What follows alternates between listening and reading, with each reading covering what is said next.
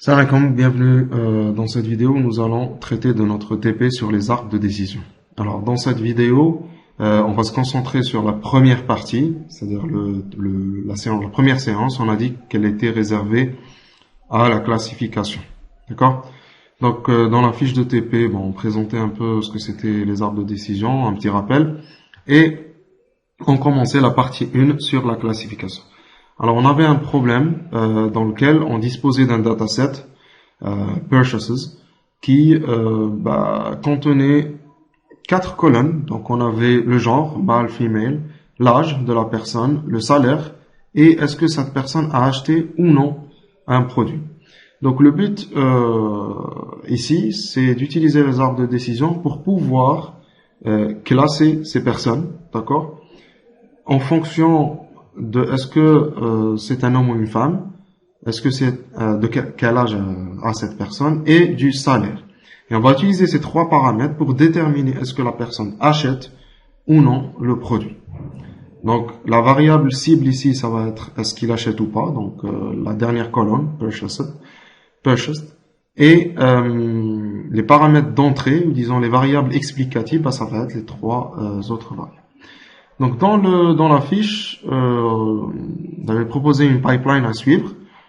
Donc en premier, c'était de faire les importations suivantes. D'accord? Donc déjà, il fallait avoir bien sûr le fichier dans le même dossier que le projet. Donc je vais dans mon dossier. Alors ici, j'ai le projet que j'ai déjà construit, qu'on va voir, et j'ai bien le fichier dont j'ai besoin, celui-là. Donc purchase. Donc j'ouvre mon projet et je vais, comme vous l'avez fait, c'est tout simplement copier tout ça. Alors, copier, d'accord, mais il faut bien comprendre à quoi sert chaque ligne. Donc, la première ligne, ça va être l'import du modèle. Donc, Decision Tree Classifier. Donc ça, ce package va nous permettre de créer le modèle, tout simplement. Le modèle des arbres de décision pour la classification. Deuxièmement, nous avons Train Test Split. Alors, on a dit que ce package il permettait de séparer la base. Séparer comment? On va voir que dans notre base, nous avons des inputs et un target. Mais pour construire le modèle, ce qu'on fait, c'est qu'on va prendre une partie de cette dataset pour pouvoir construire le modèle et on utilisera la partie restante pour pouvoir tester le modèle. D'accord? Alors ça, pourquoi? C'est tout simplement pour que dans la phase de test, c'est-à-dire dans la deuxième étape, on puisse tester le modèle, voir le fonctionnement du modèle avec des données qu'il ne connaît pas. D'accord? Des données différentes de ce qu'il a utilisé pour la construction du modèle. Alors ensuite, on a ce package pre-processing. Donc ça, c'était vraiment pour vous montrer qu'on pouvait apporter certains pré-traitements nécessaires. Ensuite, on a les métriques. Alors, du package des métriques, on a Confusion Matrix, Precision Score, Accuracy Score. Alors, on a parlé de ces métriques en détail. C'est des métriques de performance. Donc, on va voir à quel point notre modèle est adapté aux données et on va essayer de l'évaluer en utilisant ces métriques. Ensuite, on a matplotlib.pyplot. Donc, ça, on l'utilisera pour les figures. On verra par la suite. On a aussi le package tree, donc ça va nous permettre de construire ou de voir de façon visuelle l'arbre de décision. Et bien sûr Panda pour utiliser, pour lire les fichiers, puis utiliser aussi les data frames. Voilà. Donc en premier lieu, on va aller lire notre fichier. Alors moi ici, j'avais pris le fichier initial que j'avais modifié, etc. Donc pour vous, c'est tout simplement ça. Data égale pd.read.csv avec le nom du fichier. Ça va permettre d'utiliser Panda pour lire le fichier CSV. Ok. Donc à la fin, vous avez ça. Donc on obtient ça avec le tableau que vous avez bien sûr dans la fiche. Donc ça, c'est on devait afficher. Alors ensuite, si je reviens dans la fiche, voilà. On utiliser Panda pour lire le fichier. Bon, c'est bon.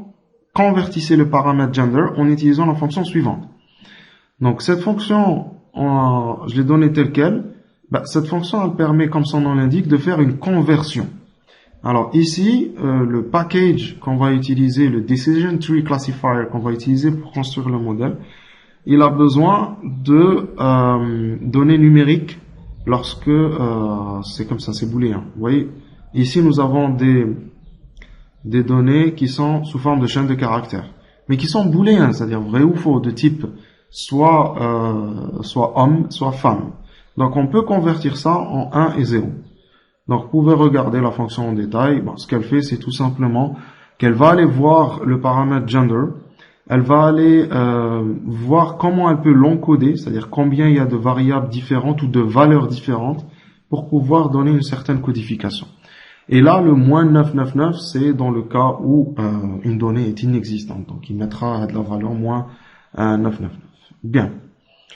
Donc après, ce qu'on va faire, c'est que on va prendre cette colonne, ok, et on va la transformer. Bon, après, alors, on revient dans la fiche.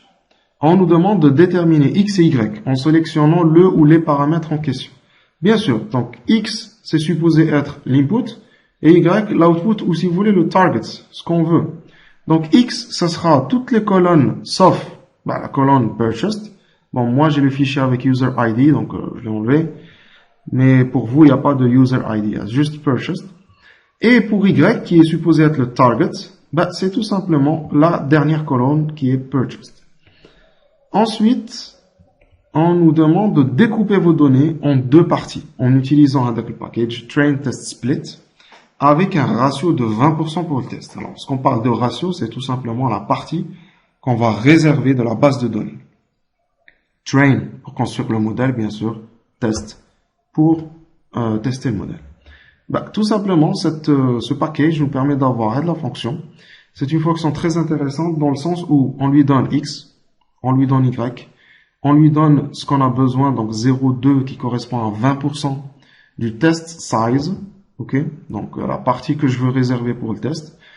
Petite remarque ici, il va pas prendre les 20% premiers, d'accord, il va prendre de façon aléatoire. Il va prendre un peu du début, un peu du milieu, un peu de la fin, d'accord, dans la base de données, je veux dire. Et cette fonction, elle retourne quatre choses. Elle retourne xtrain, xtest, ytrain et ytest.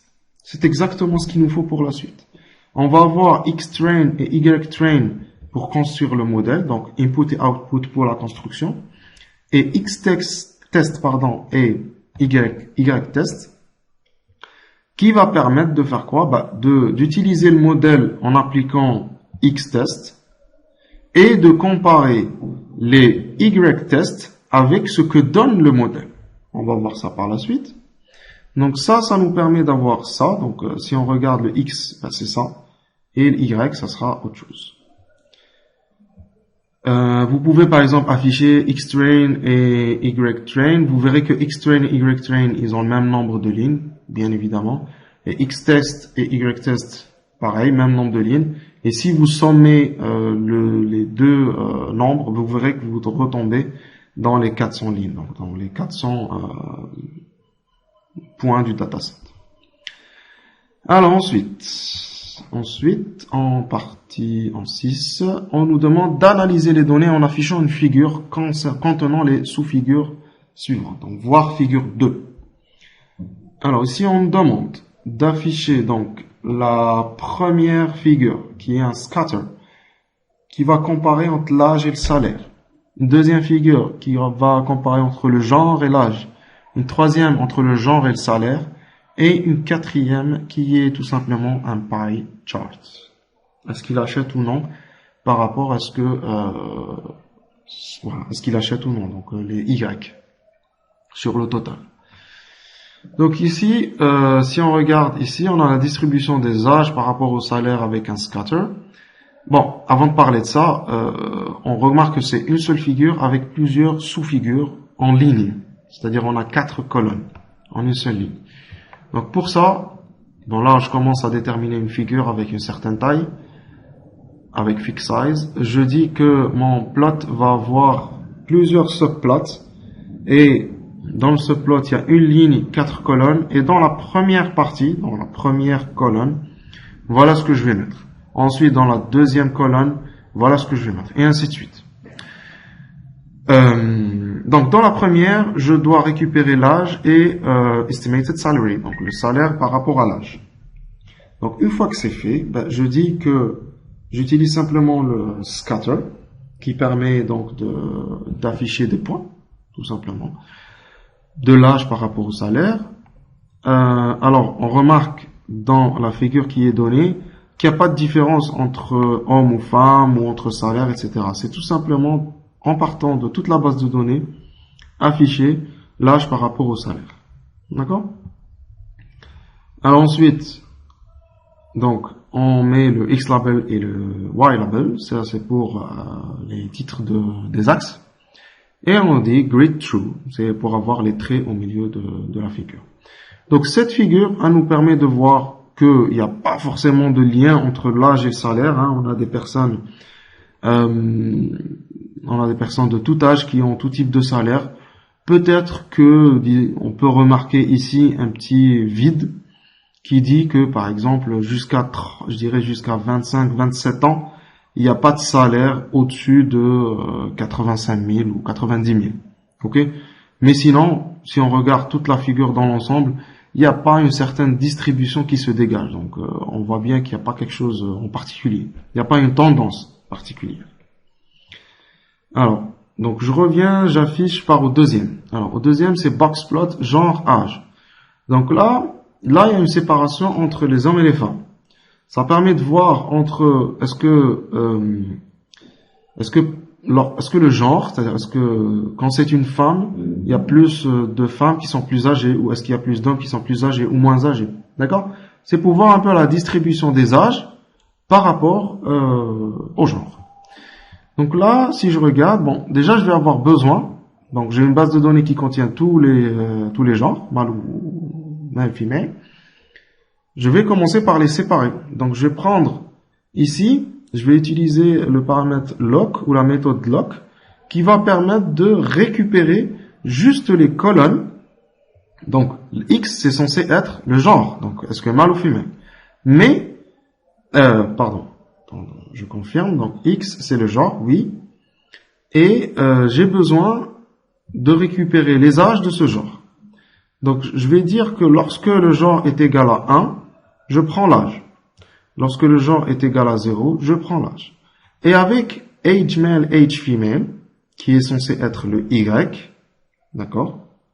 Donc vous regardez que age, c'est le Y.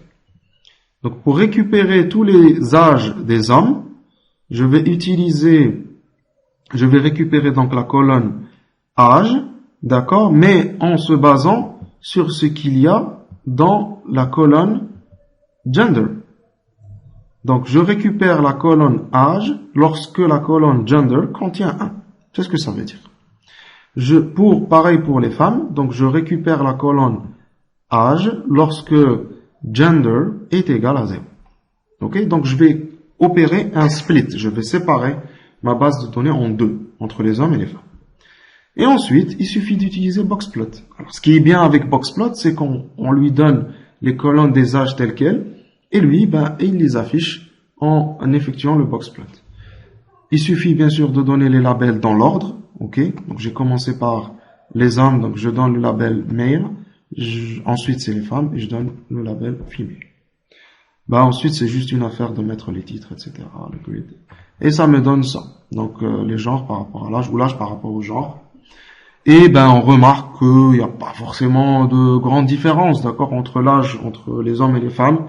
On se retrouve à peu près dans la même moyenne, avec peut-être un peu plus de femmes lorsque l'âge dépasse les 41, 42 ans. Ok, on remarque que le troisième quartile, il y a beaucoup plus de données donc côté femmes que hommes. Voilà, mais sinon la distribution générale reste assez comparable entre les hommes et les femmes. Ok. Donc, en troisième lieu, donc, la même chose, mais là, ça par rapport au salaire. Donc, au lieu que ça soit l'âge, c'est tout simplement le salaire. Donc, vous allez retrouver dans le code que c'est exactement la même chose. Je ne récupère pas l'âge maintenant, je récupère le salaire. Et je refais exactement la même chose. Donc, je me retrouve avec ce boxplot. Et dans ce box plot, encore une fois, on remarque qu'il n'y a pas forcément de différence de genre. Donc dans la première figure, on avait vu la distribution des salaires en termes de valeur sans prendre en considération est-ce que c'est un homme ou une femme. Ici, non. Ici, on va séparer entre les hommes et les femmes. Et on remarque que il n'y a pas forcément de différence ici, d'accord? À la limite, on pourrait vraiment être très précis en disant que il y a peut-être un peu plus de femmes qui ont un salaire un peu plus élevé. Donc, dans les salaires plus élevés, il y a un peu plus de femmes. Mais vraiment, la différence est assez faible. Elle n'est pas très remarquable. Voilà. Et en dernier lieu, nous avons une figure de type pie. Donc, est-ce qu'il achète ou non? Donc, ça. Donc là, pour ce genre de figure, on spécifie bien sûr l'endroit. On utilise dans PyPlot la fonction pie, à laquelle je vais donner les sommes des y égale 0 et sommes des y égale à 1. Donc y, c'est là où il y a acheté ou non acheté. Donc là où il y a 0, c'est pas acheté, là où il y a 1, c'est que c'est acheté. Il suffit de donner ces deux colonnes sous ce format-là, d'accord, comme ça, dans une liste séparée par une virgule, et ensuite, il suffit de déterminer les labels, bien sûr, dans l'ordre, et on va dire que normalized égale true, c'est juste une question d'affichage, puis le titre, et font size, c'est pour là. Ça nous donne ça. Donc, par contre, ici, on va remarquer que il y a plus de gens qui n'achètent pas que de gens qui achètent. Donc là, c'est à voir, d'accord? On a ça, on remarque ça. Donc, est-ce que ça affecte ou non les résultats? Il faut vraiment utiliser plusieurs algorithmes et voir comment ça se comporte. Mais là, de là, on peut savoir qu'il y a plus de gens qui n'achètent pas que de gens qui achètent. Ça peut peut-être nous aider dans l'interprétation des résultats, dans le sens où si par exemple j'ai beaucoup d'erreurs dans la classe où il y a des gens qui achètent, ça peut être ça le problème, le fait qu'il n'y ait pas assez de données. Mais bon, on verra par la suite. Donc je reviens à la fiche, donc on a terminé avec la figure. Ensuite, on crée notre arbre en utilisant la partie train. Alors vous allez voir que c'est très simple. Donc en cours, on avait vu les détails de comment se crée l'arbre. En Python, c'est très simple. On dit que le modèle égale, d'accord, on crée un modèle en donnant le max depth, d'accord, le profondeur maximale. Et on utilise simplement fit en donnant xtrain, ytrain. Et là, l'arbre se construit tout seul. Ensuite, appliquez votre modèle sur la partie test. Donc là, on va utiliser xtest. On va dire que prediction égale model.predict. Donc on va utiliser xtest pour voir ce que nous donne le modèle lorsqu'on lui donne xtest. Et ce qu'on va faire, on va comparer ça avec ytest. Alors ytest, c'est les données de la base. Et prediction, c'est les sorties du modèle. Donc on compare entre les deux en utilisant accuracy score. Ça nous donne le accuracy score qui est de 88% ou 0,88, qui est plutôt pas mal, d'accord. Ensuite, on va afficher confusion matrix et precision score. Alors ces métriques, on en a parlé en détail de ce que ça veut dire, etc. Donc on a un accuracy qui va prendre en considération les deux, donc les true positifs et les true négatifs. Et ainsi que les false positifs et les false négatifs, bien sûr. Accuracy prend tout en considération. Precision, par contre, elle va plutôt regarder true, donc plutôt de le côté acheté ou pas. Donc acheté, d'accord. Donc on a plutôt 82% de précision lorsque la personne achète. Okay, parce que parfois, ce qui nous intéresse, c'est le fait d'acheter. Et si on affiche la matrice de confusion, regardez. Alors la matrice de confusion, puisque nous avons deux classes, nous avons dans les true positifs 48, dans les true négatifs 23. Alors que dans le reste, dans les false positifs ou false négatifs, on a 4-5 qui sont assez comparables. Donc ça veut dire que cette distribution, d'accord, cette distribution qui dit qu'il y a plus de personnes qui n'achètent pas que de personnes qui achètent, n'affecte pas forcément les erreurs. On n'a pas plus d'erreurs ou plus de confusion lorsque la personne achète ou pas. D'accord, donc ça c'était donc afficher les métriques, score, précision et métrique, matrice de confusion.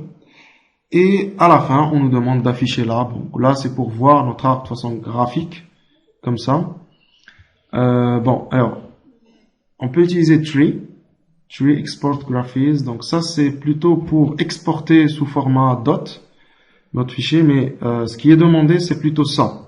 Tree.plot. Ok, donc ça, c'est pour le plot. Donc ça donne quelque chose comme ça.